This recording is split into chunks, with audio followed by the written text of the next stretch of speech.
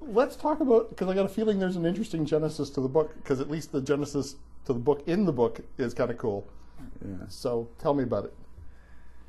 Well, I mean, it's confusing even to me in the sense that I feel like the way I write books is to make up fictions about the fictions. Like I tell myself a story about how a book came to be that isn't necessarily what actually happened. You know, I mean, I am the story that he tells in the book is not the real book. You know, in the book he tells the story of having this story that he published in the New Yorker, and I did publish this story in the New Yorker, and then getting a big advance to expand that story into a novel, kind of getting the advance before any of the novel was written. And that's not how it happened for me. This book was written before there was any publisher involved.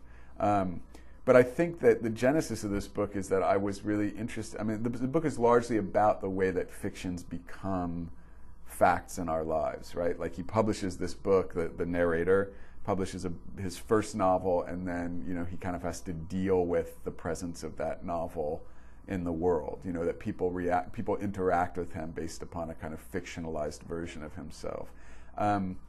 And I was really interested in all the different ways that we kind of live by fictions or live in response to fictions, because fictions have real effects, right? So, you know, the genesis of the book was my expanding the New Yorker story into a novel in the same way that this narrator expands it, but it was totally different in reality. I mean, I wrote the book, and in this novel he doesn't have a book to sell. He just has a proposal, and then this book kind of grows out of his response to the pressure of this book advance, a book advance he gets in order to fund his best friend's fertility treatments. At parties and dinner parties, people want, do they want the book Ben more than they want the writer Ben? Yeah, I think that's right. I mean, it's a weird thing to bring fictional characters into the world.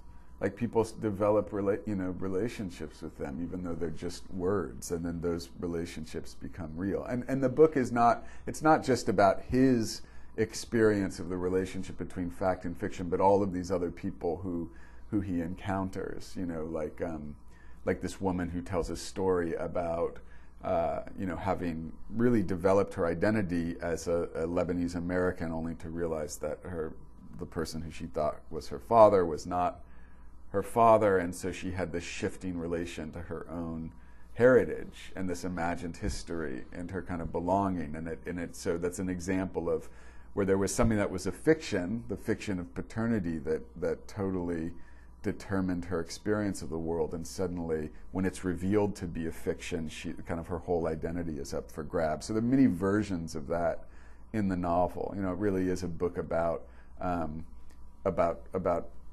fiction, but the way we live fiction, the fact of fiction, not fiction as an escape from reality, but a way of structuring our experience. It's starting to hurt my brain, Ben. It can hurt your brain, but it is. I mean, it's also, you know, it's not it's not the kind of book where, you know, like when people would talk about postmodern literature, they'd talk about metafiction. It was kind of all about how you could never escape the text, and you could never really make contact with reality, and you were just caught up in this web of signs or whatever. And so metafiction, or this kind of self-referentiality, was kind of in the service of just showing how you could never make contact with the world.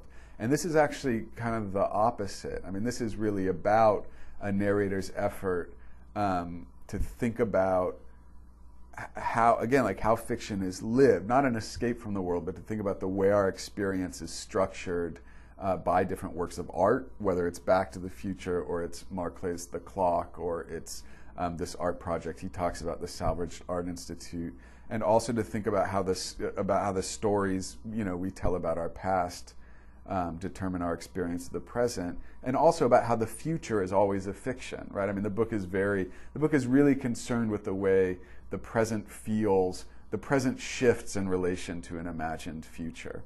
And so, you know, it's self-referential, and there is a kind of Chinese box or hall of mirrors element to it, but I think it's ultimately about those are ultimately examinations of the way fiction functions in our real lives, and the book is very concerned about the real world with all of its craziness, ecological, political catastrophe, what it means like to imagine having a child when the seas are rising, what it feels like to be in medical institutions, how you think about money and your relationships.